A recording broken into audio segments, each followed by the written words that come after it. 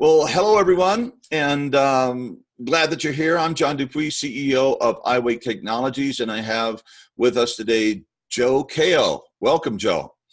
And this is, as you probably know if you're listening to this, is to launch and give you more information about this incredible tool that you just created. And why don't you tell us about it? Thank you, John. Thank you. Well, this latest release was something that emerged from a conversation with you, as you know. So, John, some months back, quite some months back, was raving to me about how much depth and how much benefit he'd gotten out of using profound releasing. I don't want to put words into your mouth there, John, but you were saying that there's a lot in it. This was my first release that I did with iAwake, and you were saying, I wonder if it's possible, Joe. I wonder if it's possible to create a track that, rather than working on welcoming and releasing emotions, just to use the same principles, but to go for a deep dive into beingness. Right, the transpersonal. Exactly. And that was the thing. Okay, I mean, the other things that you do are so inherently spiritual, but why not just do it? And man, you got it. I mean, because I use integral theory a lot in Ken Wilber's work, and we talk about when we transcend something, we have to transcend but include. Yeah. So when you go into big self, you're not just, by little self, I'm all, just spaciousness, emptiness, consciousness, God, spirit, whatever you want to say. It still includes that. And in this recording that you did for a journey to the center of the self, you're always bringing, the personal is transcending. It's a part of that. And I don't know if you had an idea, did you have some meditation, or did you create this all fresh for this product? But man, it's just brilliant. Well, I wanted to use. I've been working as a hypnotherapist, as a psychotherapist since 2005. I've worked with a lot of people for a large variety of therapeutic issues. I've got a lot of experience in guiding people, both through group meditations, but also through inner work, both to heal, to transcend and include whatever particular issues. So that there's the way that people relate to their own experience. That's something that's more and more become apparent to me as a key part of healing and as a key part of spiritual development, where instead of saying, I don't want to feel this, I don't want to have that, I want to have this instead, you learn to relate with both including and transcending your experience. Now, I mention all of that because when you said to me all those months ago, Joe, why don't you create a product that's just a deep dive into beingness? And what do you think about the title, Journey to the Center of the Self? I thought, okay, there's a challenge here to rise to the challenge of creating something that lives up to that name. And so over the months since then, I've drawn upon everything that's helped me, and everything that I've used in helping clients and in doing guided meditations. So it's not that it all came in a flash, in an epiphany, aha, this is what the meditation is going to be. It was a process of drawing from and distilling down the principles that I've used in my own personal practice over the years, and the principles that I've used to guide other people through healing work, through guided meditations, and to put it all into what could be a half-hour process, what could be a full hour process if you listen to both of the tracks. And I could list all of my inspirations. It would be a long list. I could list all of the practices that I found useful over the years. And I think over this call, we could talk about some of those, because there are some key principles that Journey to the Center of the Self trains you in. And that's one way of thinking of what a guided meditation is. It's a training in using certain principles as you meditate, in how you relate to your own experience, in bringing loving kindness towards your own experience, just as a foundational principle. There are principles that help, and that doesn't instantly transport you to a full awakening. There's work to be done. There's a path there's your own path to follow, but there are principles that pretty much universally for everyone will be of help in that journey. So it's a way of internalizing these principles, of taking yourself through the process until more and more they become second nature to you, so that when you sit down to meditate, they're just part of how you relate to yourself, how you relate to your own experience. And that's exactly it, and well said. And the more that you practice with it, the more, in the beginning it's just amazing. The whole your voice, what you're guiding through, the entrainment music, how it blends together and doesn't get in the way. I mean, it's just beautifully produced. But yeah, the more that you use it, the deeper it will get. And as you're saying, you'll interject and you'll download the program, which is, I hadn't thought about it that way, but you really are teaching people how to do a deep spiritual transpersonal meditation, how to get into that space that everybody's always talking about and writing about, and you hear a lot of. Well, now it really gets us there very quickly. And to have that as a foundation of your interior meditation practice, oh my God, it's fantastic. And it can save you years and years and years and years of sitting on the cushions and just trying to figure this stuff out. So if I were to distill these principles down, and they always talk about, if you're going to give a presentation, come up with 3 things, it does this, it does this, it does this. There may be more. I think there is more really than 3 things, but just for the sake of this conversation, let's say that there are 3 core principles that this track will train you in, and they're not listed on the track because it's not point 1, point 2, point 3, but these are 3 fundamental themes that come through in this. Number 1 is bringing clarity into deep relaxation. So by taking yourself deep into a profound state of relaxation, where the body comes to rest, where the conceptual mind, the grasping mind, naturally settles down and calms down, so that any sense of trying to grasp onto, oh, this means this, or this is this, or I must be experiencing this now, or is this it? Okay, all of that calms down and quiets down. And at the same time, rather than drifting off into a daydream, you bring clarity into that. You bring clarity into deep relaxation. That's a fundamental principle that I've found to be very, very helpful for doing any work with myself, learning to deeply relax and bringing clarity into relaxation. Number 2 is relating to your experience with loving kindness, with acceptance. And that's done such a lot for me, that really has. People sometimes find it hard to immediately bring loving kindness towards themselves. You can begin, by bringing it to your hands, by bringing it to your feet. You can begin by identifying any sense of resistance to loving kindness. There's a part of you, well, I'm not quite, sure it's okay to just feel warm and loving and accepting towards myself and my experience. You can bring the loving kindness towards that. So it can become a kind of shadow work as well. No, I was going to say that. It's essential for shadow work, and shadow work is essential. Because if we don't deal with that part of us, we get really ill and we project it, or we somaticize it, or however we do that.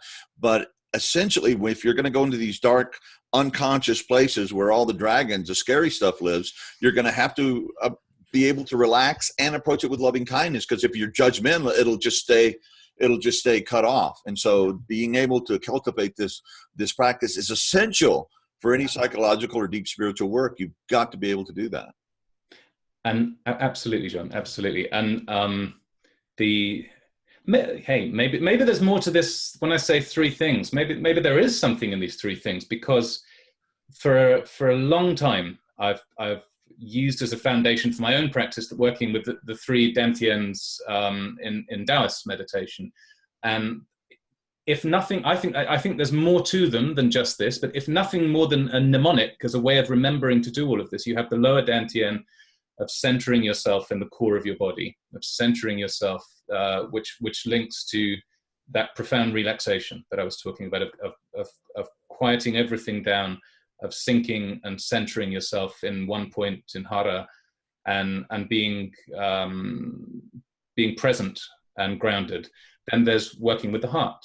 There's bringing loving kindness to your own experience, of breathing loving kindness in and out through the chest, and doing heart-based work. And then the third thing, which is what this recording, Journey to the Center of the Self, focuses on for a substantial amount of the track, is what we could call working with the void, working with space, working with pure consciousness, working with there's an English mystic and philosopher called Douglas Harding, who he wrote a very famous book called On Having No Head, and it's a series of experiments in consciousness. And the funny thing is, if I do this gesture, it doesn't work because you're looking at my head, and you can see my head.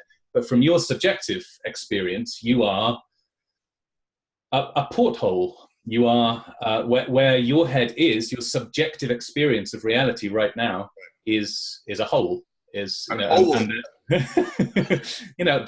body, there's a torso coming out from underneath it. There's legs. There's arms that you can see to the side. But from your subjective experience, there is just this window of subjectivity through which you experience the whole of your experience through, and that's something which, I mean, I came across that years ago, but it's always stuck with me, and it's created mini awakenings for me, mini epiphanies, and that's something that I've brought into my practice and my own inner practice of becoming aware of space, of this endless space. And language starts to run out here, and we're talking about the Tao, we're talking about the big mind. Yes. But finding, certainly another practice that helped me a lot over the years was Les Fehmi was a neurofeedback researcher who did a lot of work in something that he called open focus. But it's getting out of narrow focus of now I'm attending to this and now I'm attending to this, and broadening out and noticing the space between your fingers, the space between your thoughts, the space out of which thoughts arise and into which they dissolve. And all of it brings you back to the great nameless, the place where language can only point to, but cannot conceptualize. But what is often called the Tao, the big mind, and that this recording is taking all that I know from my own spiritual practice and from working, as a guiding people in meditations, and it's steering people towards that. It's saying here, but stay true to your experience, not these words. Not, it's not the words I'm saying, it's your experience. Right. And you say that in the first couple of lines in the in the meditation, which is really nice, and it shows you it's a key into it, because it's not somewhere else. It's not, we're using the journey as a metaphor, but the journey is right back to here because it's always here. So it's always coming right back to your experience here and now, not lusting after altered states, not lusting after flashes of blinding. It's here. It's always here, and it's always now. And I am not one for I don't have long pre-prepared lectures on spiritual development and spiritual awakening. To articulate this, it will always be poetry pointing at something which is beyond words. But that's what I wanted to lead people to, and to guide people to steer them, in the direction of, so that they can have their own experience of. And there's a definite transmission of that state. Not just pointing fingers, but it's the moon too. When you get to non-duality, but what comes through, it's like you're really there. And boy, by the time you end the first half hour, I'm just there. Even if I'm really distracted and I have to, I just keep coming back and following your voice. And then if you listen to the second half hour, which is just the music, the entrainment, the vehicle of the brain entrainment. Well, I'm sure your voice is too, actually, but that part of it, it's beautiful. Oh my God. It's like the state that you're talking about. In some ways it's the goal of meditation, but it's also the ground, the starting place of real meditation. And from there, once you can identify with that awareness, that pure consciousness that we are, which is the entry to the koan. What was your original face before your parents were born, and we've updated it. What's your original face before the Big Bang? It's that pure awareness that all arises in moment to moment. You and the rest of the universe are verses that we're dealing with. And so from there, that's the beginning of the practice. And there, the transformation really gets sped up, whether you're dealing with shadow issues or you're dealing with soul-centric issues. And soul-centric, I mean by what am I here to do as an individual human being? And I think that may be the subject of our next project. We'll talk about it a bit more, but it just kind of came to me. And so all this stuff can begin, but you kind of have to get there. And this, even with the powerful tools of brain entrainment that we have, the brain entrainment added to this inductive, guided, very compassionate, very wise meditation with your beautiful voice and the music is it's just extraordinary. I've never really experienced anything else like it. Oh, that's amazing to hear, John. It really is. One thing I wanted to add to what I was just saying. Going back to heart-based work, let's say that, so you've been doing a loving kindness practice, let's say for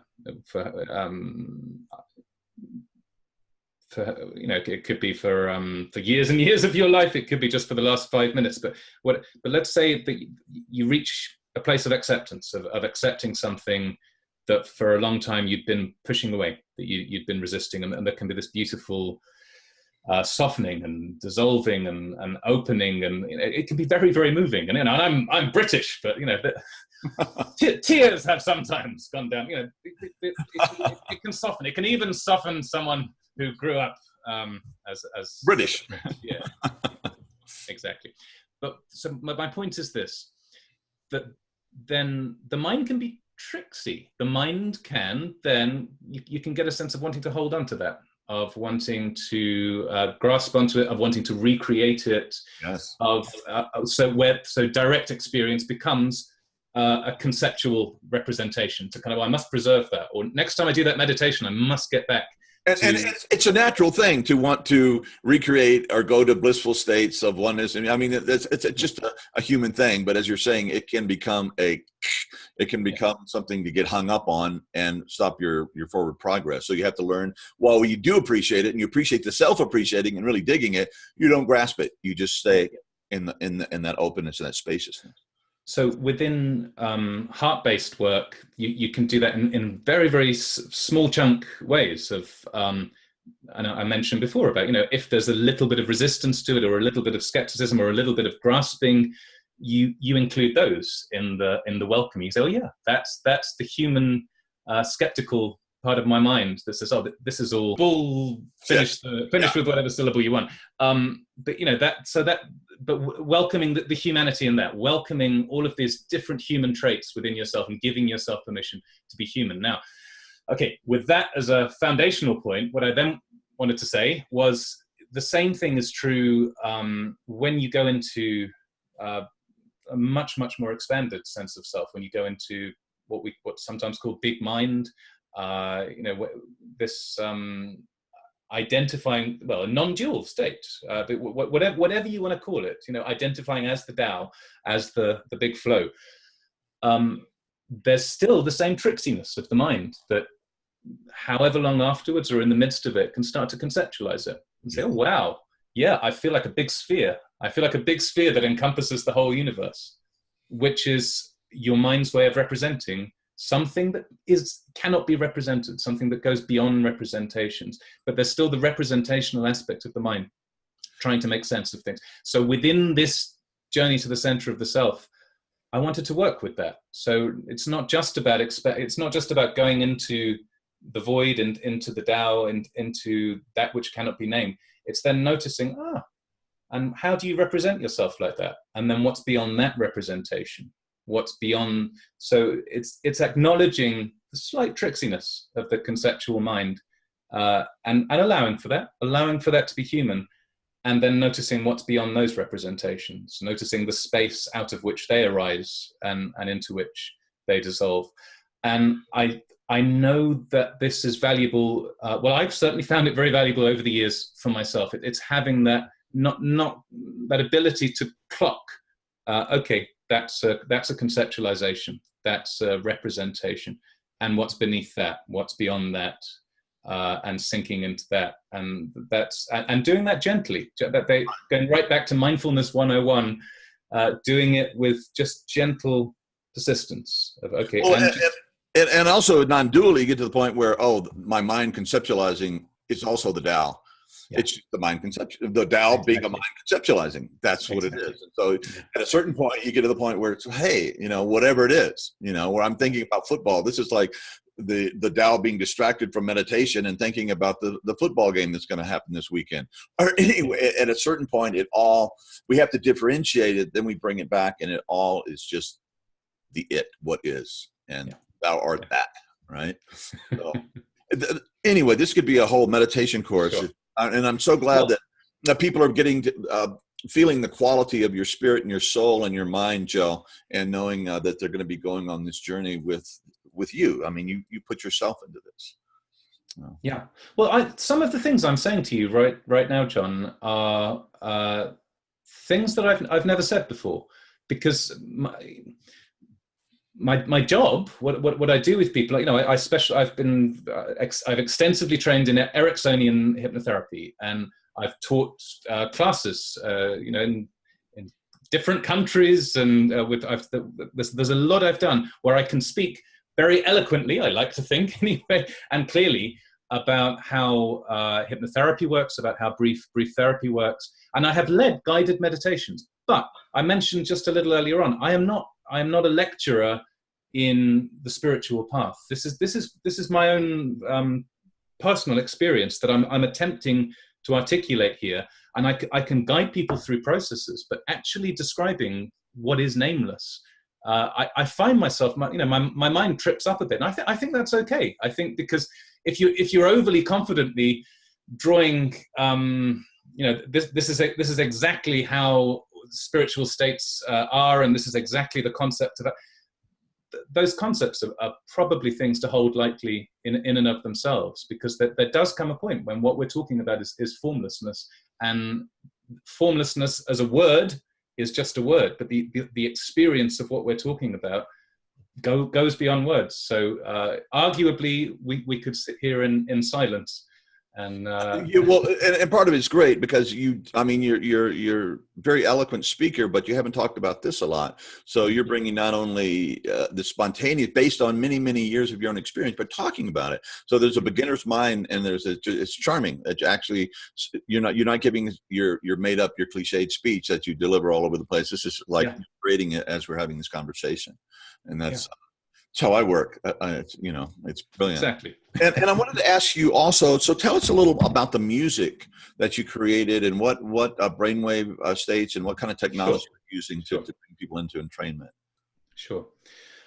So there's an aesthetic element to the music of ensuring that the actual tone of the drones, so there's a lot of drone-based sounds and time stretched sounds, that there's all sorts of things going on in there that just provide a sound bed to support the experience that is both expansive and that communicates elements of heart-based work of those three dantians that I was talking about. So there's deep, rich bass sounds. There's a spectrum of sounds within there, and what's more, there's a lot of 3D processing that goes on to ensure that the mind doesn't become habituated to them. So there's a constant, subtle sense, slow and gradual sense of the sounds shifting around. And within all of that is the very best of what the soundscape took a lot of work. The soundscape, I wanted to bring the very best of what I knew about brainwave entrainment, and to make the best brainwave entrainment product, the best brainwave entrainment technology that I possibly could. So there's layers of binaural beats in there. There's also, particularly for evoking the gamma waves. So I'm getting ahead of myself, but we talked right at the start about blending deep relaxation, profound relaxation with clarity. And through my own work in using both binaural beats and light and sound machines for years. I had a light and sound machine when I was 60. I might have been 15 years old. I think I saw a magazine in school advertising these blinking lights, light and sound machines, and it was love at first sight. So I've been drawn to working with this kind of technology for years and years, and the most profound results that I've had have been through combining brainwave entrainment programs that promote clarity and heightened awareness, particularly gamma-based tracks, and then combining those either sequentially or, depending how it's done, simultaneously with deep theta-delta meditations, so that you bring into the stillness, you bring into the deep, profound relaxation, clarity, absolute focused clarity. So there's on Journey to the Center of the Self, there's a lot of focus, both of deep, it's around 4 hertz, so that's 4 cycles a second, which is just on the theta-delta border. It's often associated with deep, well, generally very deep meditation states and shamanic states. It's the drum beat of the shaman's drum can certainly be around that rhythm. But so there's lulling people. I do my hand gesture. My hand gesture is a bit too. I'm going to get in shot here at least. There's the drum. There's the deep stuff here, and then there's the gamma stuff. So 40 hertz. There's a little bit of 80 hertz, but it's primarily a 40 hertz gamma track, gamma frequencies that are combined with that pulse on and off throughout the recording. And I went to some lengths to make those as rich and as potent as could be, whilst blending it in to the sound of the music. So there are these really rich kind of cat purr like almost vibrations that come through at times that combine with the lulling, deeply relaxing theta brainwaves. And so that's done through binaural beats. That's done through amplitude modulated sound. So a lot of the track pulses in volume in an almost imperceptible way. It's just certain frequencies are pulsing, and vibrating might be a better way of describing it, at both theta brainwave frequencies, and then also there's these 40 hertz gamma frequencies, which are also, when the Dalai Lama sent some Buddhist monks to work with to have their brainwaves studied as they were meditating and as they were doing loving kindness practices. It was 40 hertz gamma that came through a lot.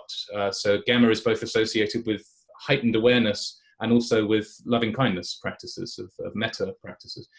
And so there's some new stuff. There's some new stuff that I've certainly never included in tracks before, including, this is almost outside of awareness as you're listening to it, but there's some gentle pink noise in the background, or pink noise and brown noise kind of blended together with what's called phase modulation. So that's how your ear tells what direction a sound's coming from. Does it arrive at your left ear slightly before your right ear? And so, but you can modulate that. So again, it has a very gentle, imperceptible rhythmic quality to it. Hey, I was thinking, even before we spoke, I was thinking about how people across the world do their spiritual practices and the commonalities between them all. And what I was thinking is there's the Path of Stillness, which links right back to what we were talking about deep, profound relaxation and bringing clarity into stillness. And then there's the path of rhythm, of rocking, of dancing, but there's always rhythm to it. Even in the movements of Tai Chi, or very slow, there's a smoothness, there's a smooth rhythm. What there never is arrhythmic.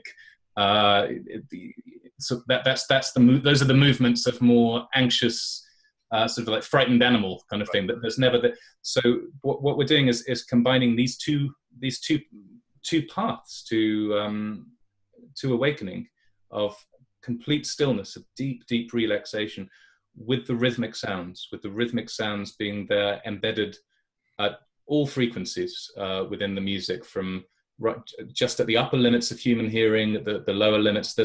There's multi-level entrainment within there, and I've layered in everything that I know about audio brainwave entrainment into this track. So I'm very proud of it. And it took, and I think there were 47. There really were. There were 47 iterations of the track before I sent it off to the beta testers. Wow. Or the beta testers. But yeah, so there's a lot of refining just to get it all working and making sure the feedback, because I send it to certain people to find out what their responses are first as well. So to get this as absolutely polished and ready for release as I possibly could. So I'm really excited to be sharing it. Thank you, Joe. I just love your explanation there. First of all, it gives us a sense of the quality of your mind, but the way you described how really complex this technology is to get to create these states of consciousness that we can use and we can practice with, and we can heal and we can wake up, right? It was just anyway, I'm just so glad that we have this on tape so everybody can sense into this. And I think the more you know about the creation of the product and what goes into it, the more appreciation. It's like Sgt. Pepper's. You listen to that album, it's fantastic music, but then you go into what was going on in the story and blah, blah, blah. It just becomes infinitely deeper in the ability to appreciate it in context and what it is and how it was birthed into the world. So you did a brilliant job at that, and I really appreciate that. And I have a feeling we're just touching, just skimming touching the top of this very large lake that you bring. And but I think that gives people an idea of what Journey to the Center of the Self is. And I'm really proud that I had anything to do with it, and just being an inspiration, and those are the kind of intuitions and inspirations that actually come when we meditate. And we were able to do these kind of practices. Then we kind of get, I call it my marching orders. Oh, okay, this is what I need to do. And we're not using our brilliant linear minds, but it's that's not the place that wisdom comes from. And the place of wisdom is, again, relaxing into these states with loving kindness, and all the stuff can come out, whether dealing with your shadow issues or dealing with your light issues that you haven't brought forth, that need to be birthed, which will also get us ill, just in the same way that repressing shadows and trauma and these dark parts of us will cause us to get ill. So if we don't bring forth our wisdom and our gifts to the world, that will fester inside of us. And so we need both to be whole people and integral men and women, and to be the persons that we need to be in the world. And we're beginning finally to understand what it takes after thousands and thousands of years to be a healthy, functional human being, and all the parts. And so that's what we're working on. So thank you so much. This has been just brilliant. And we have to talk about some more projects. Okay. Let's do it, John. Yeah. Okay. Anyway, thank you guys. We love you and really respect and appreciate you. And remember the work that you're doing on yourself. You're not doing it just for yourself, but it's for all of us and all beings. So God bless. And thank you, John. It's been a pleasure.